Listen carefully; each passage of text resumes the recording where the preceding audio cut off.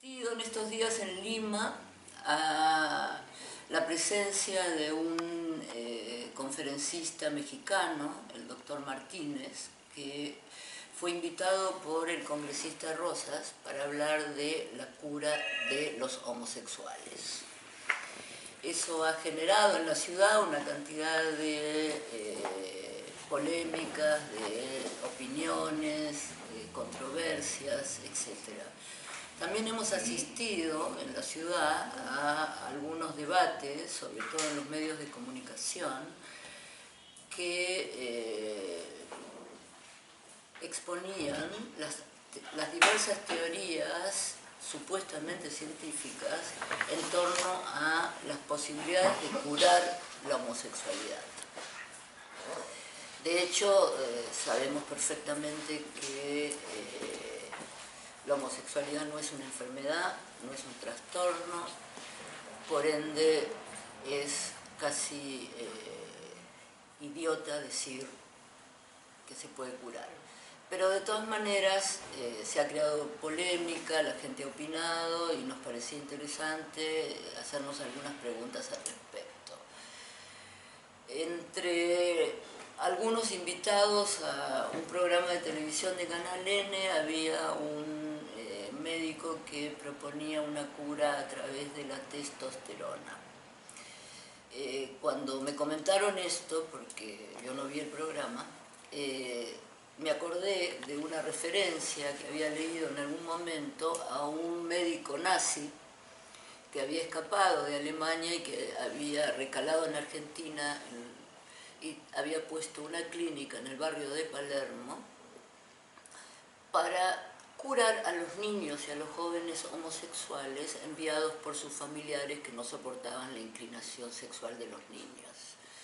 El método que este nazi usaba era precisamente insertar una válvula de metal en la ingle de los niños y de los adolescentes que disparaba permanentemente testosterona, para así continuar con las investigaciones científicas que se habían hecho durante el nazismo. Recordé esa referencia, que me pareció una referencia importante, situarla ahí, porque a veces se olvidan de dónde provienen ideológicamente ciertas acciones de la ciencia, o la llamada ciencia. Me parece realmente terrible haber tenido que escuchar alguna de esas opiniones que se remiten directamente al discurso nazista. Sé también que ha habido otras opiniones. ¿Tú te acuerdas, Marita, cuáles eran? Había algunos psiquiatras que hablaban de que la homosexualidad era genética, ¿no? Había una discusión sobre si uno de ellos decía que si bien el cuerpo sexual, biológico, se constituía en el segundo trimestre del embarazo, en el tercer trimestre del embarazo ocurría el sexo mental. Y que en ese momento, en consecuencia, se... ¿Cómo saben eso? A ver, ¿alguien me puede explicar cómo un científico serio puede determinar que el sexo psicológico, o sea, que el cerebro de hombre o de mujer, porque eso es lo que estaba a la base, y compartía otra de las psiquiatras que estaba ahí, que un cerebro de hombre o de mujer se constituye en un determinado momento del embarazo? ¿Cuál es ese cerebro de hombre o de mujer? Sí, no solo eso, también había otras opiniones, ¿no es cierto? Había uno que discrepaba con esta teoría y que decía que en realidad se determinaba en el tercer trimestre, ¿era? Sí, es que se determina en el tercer trimestre el cerebro. Ya. O sea, si bien el cuerpo, supongo yo que la aparición de los genitales se establece en el segundo trimestre, en el tercer trimestre el cerebro se constituye como hombre o como mujer, como cerebro de hombre o de mujer, y en ese sentido el sexo mental se establece en ese momento. Y queda claro que ahí no hay sujeto, ni elección subjetiva, ni decisión de nada. Es algo que ha ocurrido en el cuerpo, en el organismo. En el organismo, sin que ningún sujeto decida nada ni participe en nada. Es un hecho dado, ¿no? Bueno, hemos tenido... Lo cual haría, ¿no es cierto?, paradójicamente, que si fuera el caso, que como dice Marita, no sabemos qué hacen para saber eso, si fuera el caso, entonces no serían curables, vamos a decir así, porque estarían sobredeterminados por la genética, ¿no? Sí, una sobredeterminación genética en un discurso pseudocientífico, preocupante, porque de todas maneras es una problemática la de esta gente que trata de clasificar, evaluar, pero en realidad trata de vender alguna idea salida de su propio delirio. Ese me parece que es el problema más serio, ¿no? O sea, que hay un delirio ahí estableciendo primero pautas pseudocientíficas para luego llevar a el discurso a ofrecer, digamos, a todos los jóvenes descarriados a que vuelvan a lo que para ellos es un criterio de normalidad, ¿no? Pero el criterio de este señor, ¿cómo se llamaba? Evaristo. Everardo Martínez. Everardo, bien. El criterio de este señor Everardo era que más bien se trataba de salvar de su homosexualidad a aquel que la sufría pese a sí mismo.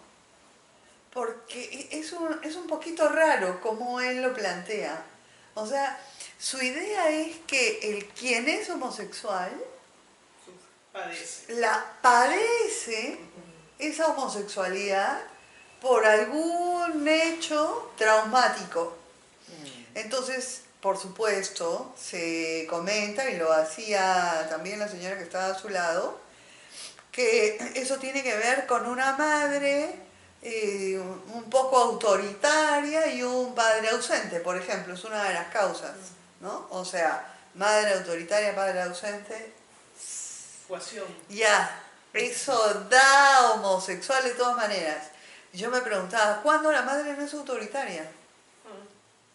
¿Y cuántos heterosexuales no se quejan de una madre autoritaria? Porque hay algo en la madre que es casi por la función que ocupa en la familia, que de alguna manera será autoritaria para sus hijos, porque debe imponer una serie de reglas en la casa.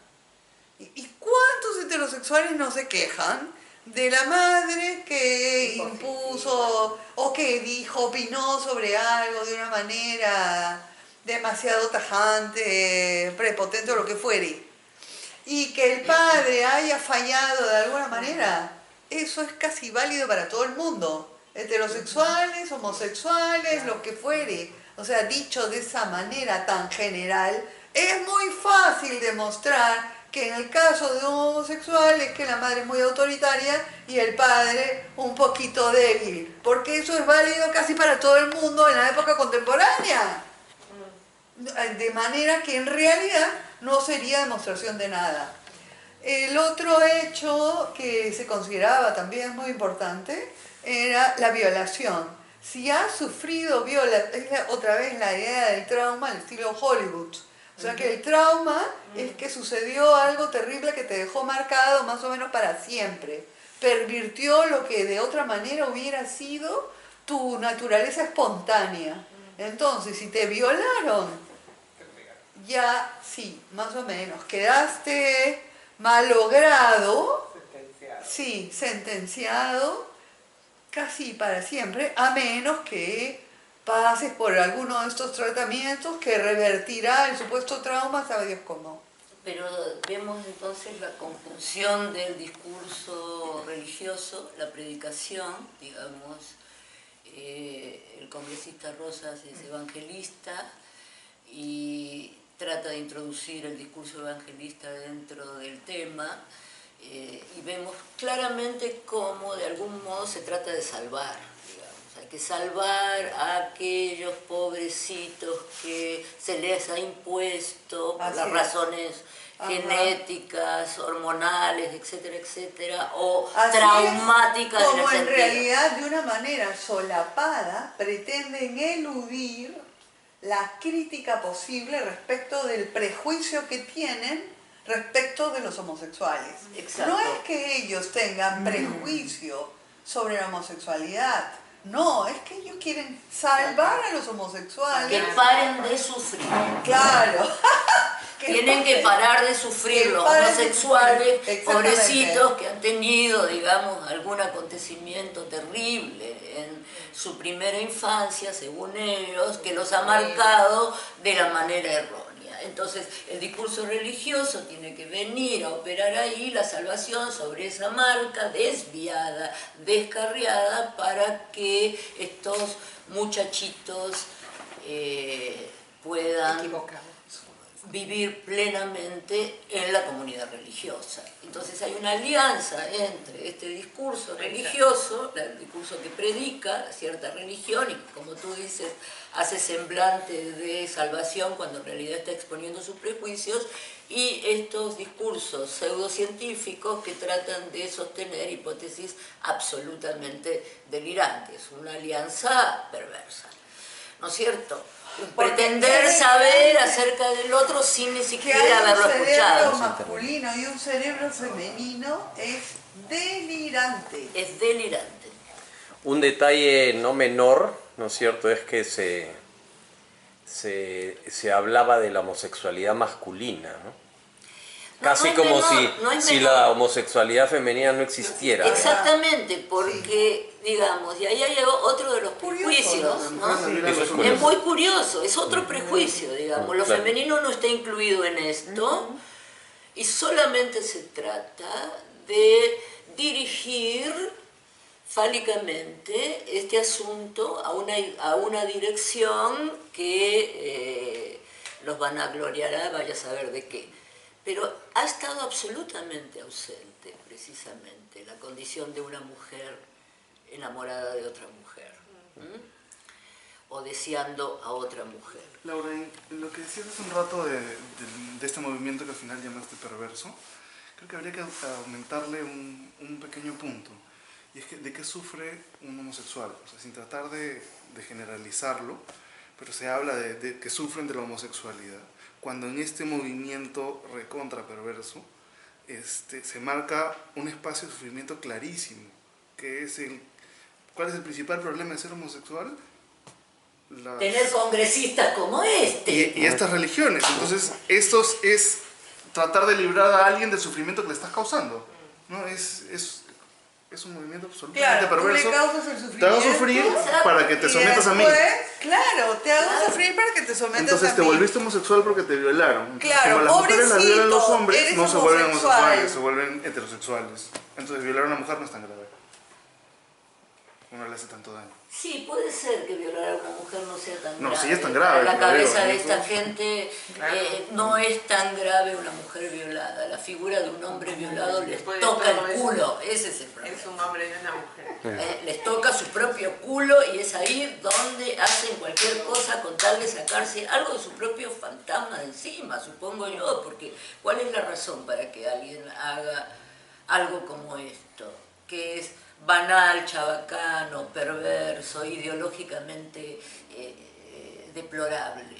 Y además las posiciones de la discusión que toman estos sujetos son impresionantes, ¿no? Es decir, yo sigo un poco impresionado por esta conversación que tenía que ofrecía la cura con Cristian Martínez, donde él le decía todo el tiempo, es que tú eres homosexual. Entonces él no entablaba una conversación, lo único que hacía era acusarlo de homosexual. Estás hablando de un programa de otro programa donde estuvo. Sí, fue un programa en RPP, creo. Radio. O en la radio, la verdad que no sé dónde lo vi, porque era un videíto en el Facebook, que estaba en el Facebook de Cristian Martínez, y donde la discusión ya ni siquiera tenía las falacias científicas, era simplemente decirle homosexual al otro y ofrecerle la cura, es decir, te maltrato, no te dejo hablar, no te escucho. Te adjudico tu propio goce, por eso es perverso. O sea, la operación perversa y tiene que ver con, te completo con tu propio goce, te adjudico tu propio goce, te digo homosexual y a partir de eso yo sé cómo. Claro, yo sé Esa es la verdad operación, sé la verdad sobre ti y como sé la verdad sobre ti, ahora te tengo en la palma de mi mano, ¿no es cierto? Entonces, la pregunta del sufrimiento es una pregunta que compete uno por uno a cualquier sujeto, ¿no es cierto? Desde el psicoanálisis sabemos que todo sujeto va a constituir un síntoma, que un síntoma es aquello que no marcha para un sujeto en su vida, no porque tenga que marchar, o sea, no hay un ideal ni de normalidad, ni de la manera como las cosas marchan, pero sabemos que cada sujeto, por lo menos los sujetos que recibimos en análisis, cada uno vendrá a hablar, uno por uno, de aquello que no marcha en su vida, en su existencia, de las preguntas que se hace en torno a eso. Pero tu pregunta es, yo sé de qué sufre un homosexual. Entonces no hay una pregunta por el sufrimiento, ¿no es cierto? Porque está diciendo, además le dices a un sujeto que puede tener una feliz elección homosexual que está sufriendo. O sea, solamente en el enunciado ya le estás metiendo el sufrimiento al otro, que no necesariamente lo tiene ahí. Por supuesto. O sea, es que esa es la operación perversa, pues, ¿no? Yo sé de qué gozas, ese goce yo lo voy a regular, y ahí se colude el discurso de la ciencia, se le ocurre la religión, y nada tiene que ver con la elección particular de cada sujeto, con su modo de goce que es absolutamente particular, y acá tratan de regular. Y no hay nada que se pueda hablar con ese sujeto. Porque No, es como... lo terrible es que encima se trata de que es una elección patológica normal.